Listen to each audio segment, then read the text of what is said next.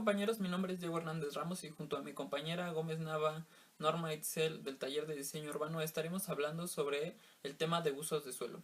Como introducción, entenderemos que el crecimiento de las zonas urbanas, como hoy las conocemos, en sus primeras etapas se desarrollaron mediante una irregularidad, lo cual trajo un desorden en los usos de suelo. Sin embargo, con el proceso de regularización, el Estado ha implementado normas que nos han ayudado a diseñar los elementos de la estructura urbana. Como conocemos son dos, lo que serían las vialidades y el uso de suelo. Una vez entendido esto, pasaremos a definir lo que es el uso de suelo. El uso de suelo es la distribución espacial del territorio con fines urbanos, es decir, toda aquella distribución espacial de las actividades que puedan tener en los distintos suelos, lo cual es determinado por zonas. De esta forma podemos encontrar los distintos usos de suelo en programas parciales, estatales, regionales o locales. Enriqueciéndonos con otra definición que nos proporciona Carlos Corral y Becker en su libro Lineamientos del diseño urbano, nos dice que el uso de suelo hace referencia a la distribución geográfica espacial planificada de la ocupación del suelo para fines urbanos.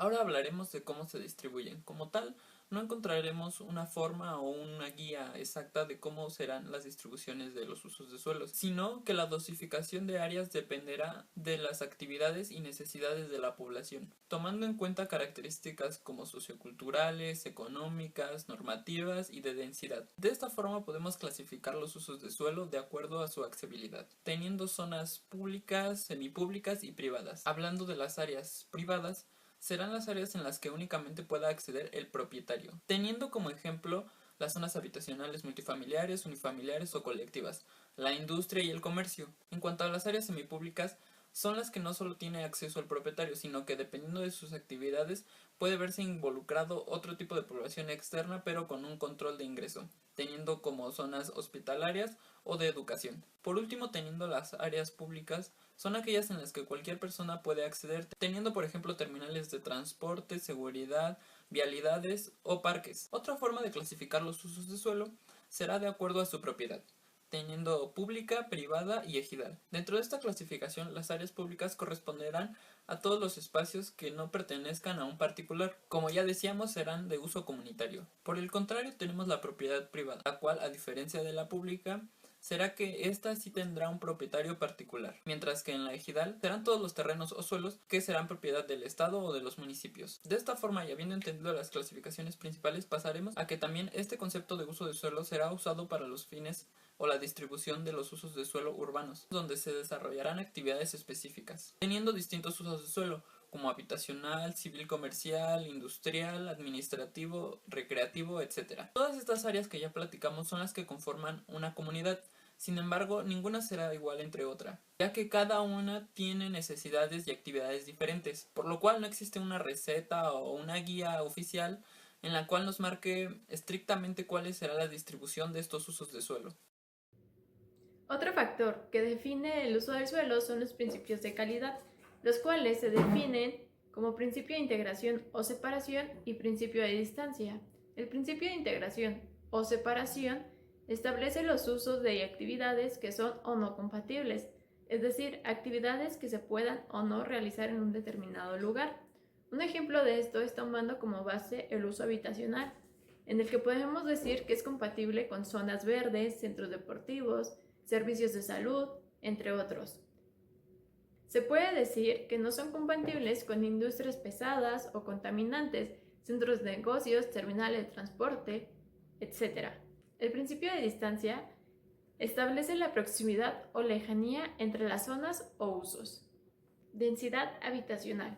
Se requiere especificar la intensidad del uso para cada ciudad, lo cual se puede obtener mediante criterio en densidad de población, en la cual existen dos medidas básicas de densidad, densidad bruta y densidad neta. La densidad bruta es la relación entre el número total de residentes de un poblamiento y su área, lo que es igual al número de habitantes entre el número de hectáreas.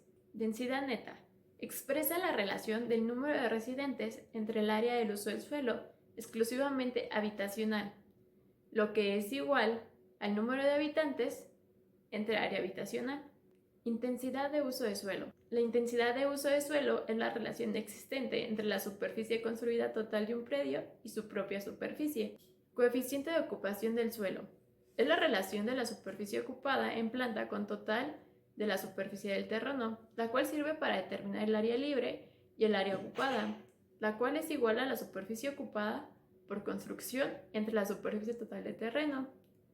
Coeficiente de utilización del suelo.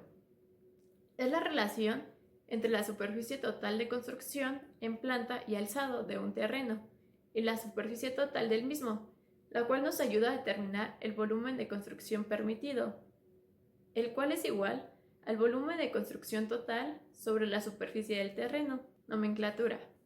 Utilizando como ejemplo el Plan de Desarrollo de la Ciudad de México, se puede observar la nomenclatura del suelo urbano de la siguiente forma: H, habitacional; HC, habitacional con comercio en planta baja; HO, habitacional con oficinas; HM, habitacional mixto; E, equipamiento;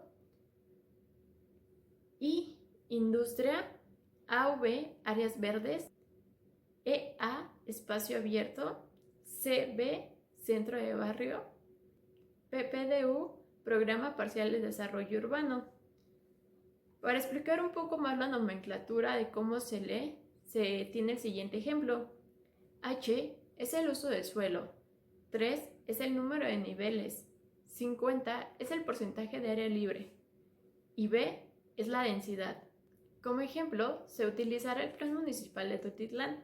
Como se puede ver, se tiene el uso de color y nomenclatura para diferenciar el uso del suelo, así como sus límites. De igual forma, se puede observar que la nomenclatura es similar a la de la Ciudad de México. A diferencia de la Ciudad de México, el Plan Municipal del Estado va de la mano con la tabla de clasificación de uso de suelos y normas de ocupación, que incluye factores de densidad, medidas mínimas de lotes y alturas máximas, entre otras, siendo las tablas un poco más específicas y desglosadas.